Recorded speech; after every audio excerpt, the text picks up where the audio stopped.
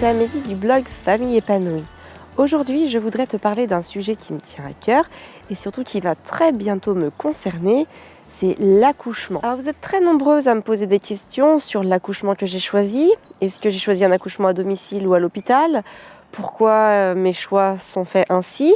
Eh bien justement, j'ai décidé de te répondre dans cette vidéo par rapport à tous ces questionnements et ça peut sûrement aussi aider beaucoup de futures mamans à cheminer aussi vers un accouchement naturel ou pas et à savoir aussi pourquoi j'ai fait ces choix et pas d'autres. Alors en France, beaucoup d'accouchements sont encore très médicalisés, c'est-à-dire que la plupart des femmes accouchent sous péridurale, en position allongée sur le dos, les pieds dans les étriers, et elles se retrouvent à pousser quand la sage-femme ou l'obstétricien le leur demande. Cet accouchement-là donne à la sage-femme ou l'obstétricien, on va dire, le rôle principal, alors qu'à mon sens, les rôles principaux sont divisés en 3 acteurs très précis. Il y a la maman, bien entendu, mais surtout, il y a le bébé et bien sûr, il y a le papa, le conjoint. Et ça, c'est très très important parce qu'au final, la sage-femme ou l'obstétricien est un personnage secondaire qui est très utile évidemment, mais qui n'a pas à être au cœur de la bulle des acteurs principaux. Alors très clairement, ce raisonnement-là n'est pas venu en tout cas avec mon premier accouchement. Il est venu ensuite, lorsque j'ai vécu ce premier accouchement. Et je vais t'expliquer pourquoi. Je vais t'expliquer quel a été mon cheminement pour en arriver là, quel a été mon cheminement pour me dire qu'un accouchement physiologique serait sûrement plus approprié pour une naissance qu'un accouchement sous péridurale. Donc pour Arthur, j'ai accouché au CHU avec la péridurale en position donc allongée sur le dos, les pieds dans les étriers. Et puis voilà, Arthur est sorti. Je l'ai à peine senti, j'ai senti furtivement quelque chose qui se tramait, mais j'ai pas eu de douleur. Et puis voilà, je ne poussais pas forcément au bon moment. Alors j'ai eu un très bel accouchement, j'étais contente parce que tout s'est bien passé et déjà c'est une très bonne chose. Mais déjà, dès le lendemain, j'avais très très mal dans le dos, au niveau de ma péridurale. Et ça, ce mal de dos, je l'ai gardé plusieurs jours. Et ça a vraiment été douloureux parce que à chaque fois que je me mettais assise pour donner la tétée à Arthur, j'avais cette douleur qui me lançait. Ce qui fait que ça rendait très inconfortable les tétées et tout simplement les moments de détente parce que même lorsque j'étais allongée sur le dos, j'avais très mal. Donc ça a été un inconfort très important pour moi qui m'a beaucoup marquée et je me suis posé beaucoup de questions par rapport à cette péridurale et par rapport à cette douleur. Ensuite, les premiers jours, Arthur ne dormait pas comme on l'entendait parce que moi je m'attendais à ce qu'on pose le bébé dans le lit et puis voilà, qu'il s'endorme tout simplement. Or, c'était pas le cas. Donc, on est allé voir un micro-kinésithérapeute.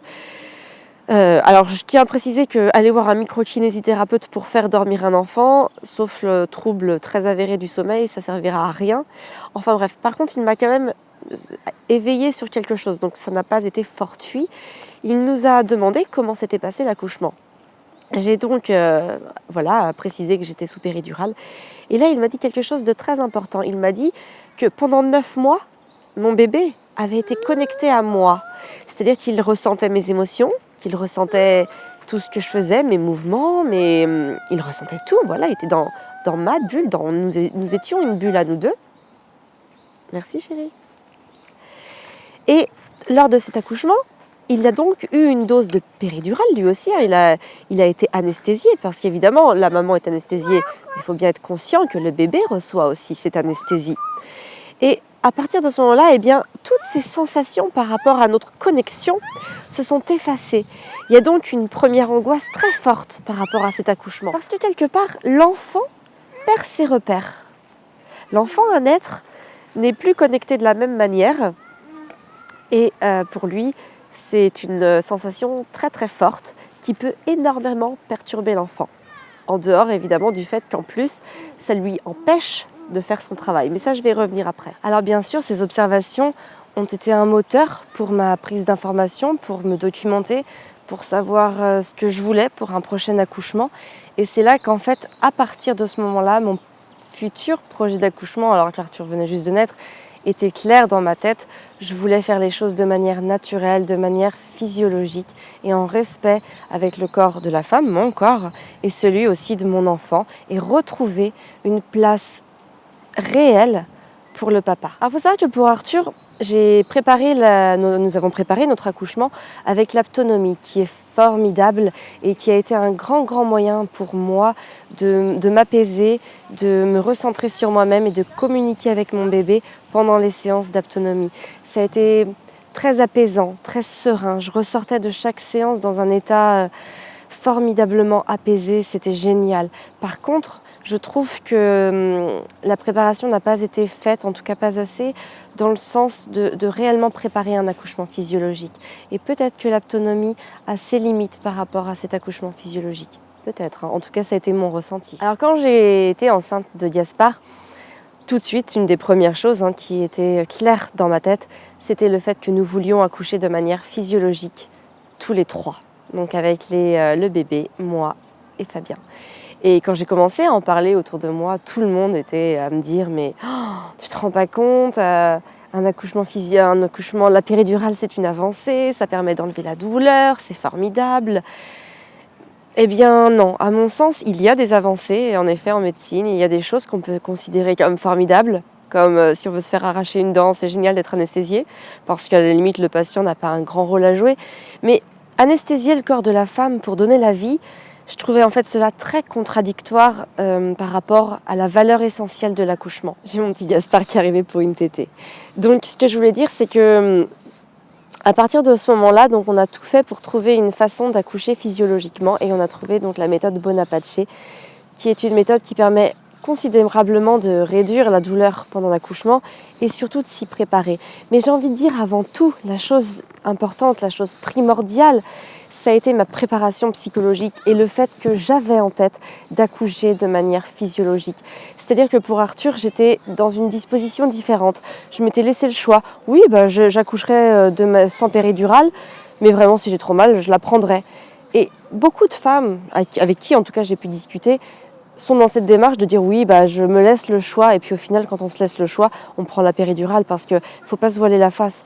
C'est douloureux d'accoucher. Les contractions sont douloureuses et le fait de se retrouver en position allongée sur le dos en plein accouchement, c'est extrêmement douloureux. Moi, c'est une position qui a été limite supportable au moment de l'accouchement de Gaspard, quand la sage-femme m'a auscultée. J'étais à deux doigts de ne plus pouvoir tenir parce que c'était terrible comme douleur, il faut le savoir. Alors qu'un accouchement physiologique, et c'est là où je rassure toutes les futures mamans, oui, ça fait mal, oui, c'est douloureux, mais on y est prête. Et puis aussi, on prépare notre corps à donner la vie. Et malgré toutes ces douleurs, ce qui pourra sûrement te rassurer, c'est que j'envisage aussi un accouchement physiologique pour mon troisième enfant. Et donc voilà, ça peut te donner une idée de la relativité par rapport à la douleur et la beauté du moment. Alors pourquoi j'accouche aussi au CHU et non à domicile ? Eh bien c'est tout simplement pour pouvoir me reconnecter un moment avec mon bébé. En fait, il faut savoir que pour Gaspard, j'ai accouché au CHU et je suis sortie 24 heures après. C'était un petit peu violent, un petit peu trop rapide. C'est-à-dire que je me suis retrouvée dans ma maison avec absolument toutes les tâches à faire comme je les avais quittées 2 jours avant. Sauf que là, j'avais un tout petit bébé à m'occuper avec des tétés qui demandent du temps, avec des soins qui demandent du temps parce qu'il y a une précision des gestes, il y a une lenteur du mouvement qui nous demande aussi du temps. Et par rapport à ça, je ne veux pas revivre cette précipitation avec mon troisième enfant. Et c'est pour ça que je resterai quelques jours au CHU afin de me reposer pleinement avec ce troisième bébé et puis le temps que l'on prenne nos marques tous les deux.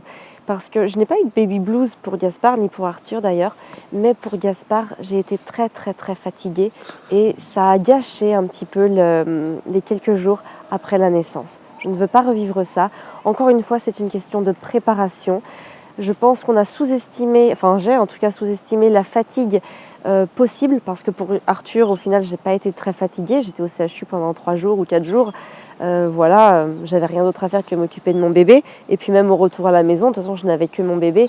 Là, pour un deuxième, pour un troisième, il faut savoir qu'on a les enfants. Les nôtres ne sont pas scolarisés, ne sont pas gardés. Donc on les a à plein temps. Fabien travaille. À temps plein aussi, donc c'est pas évident et me retrouver avec tout à gérer du jour au lendemain avec ce tout petit bébé, ce n'est pas quelque chose que je veux revivre. J'ai besoin de temps pour moi et il faut aussi savoir écouter son corps, il faut aussi savoir se dire à ce moment-là, il faut faire une pause. Alors ce qu'il est important, c'est vraiment prendre conscience de ses propres limites. Il n'y a pas d'échec, il n'y a pas de situation insurmontable. Il y a seulement une nécessité d'écouter son corps, d'écouter ses capacités, d'écouter ce que l'on peut faire, ce que l'on peut donner. Parce que oui, on peut faire plein de choses, mais après, il faut aussi avoir envie de donner de la qualité à chaque moment. Et c'est vraiment ce que j'ai envie de faire avec ce 3e bébé, c'est-à-dire ne pas éprouver la sensation de fatigue que j'ai eue pour Gaspard et me connecter pendant quelques jours à la maternité avec ce bébé. Je vais vraiment essayer de traiter le sujet dans sa globalité, évidemment toujours en prenant en compte mon expérience évidemment, et tout ce que j'ai adoré et tout ce qui au contraire a moins fonctionné chez nous. Alors je prépare donc d'autres vidéos sur la préparation à l'accouchement, l'autonomie, la méthode Bonaparte, sur l'accouchement physiologique, ce que c'est exactement. Donc tout ça, je vais en parler dans d'autres vidéos. Donc n'hésite pas aussi à t'abonner à la chaîne afin de recevoir en temps et en heure les notifications de toutes ces vidéos à venir.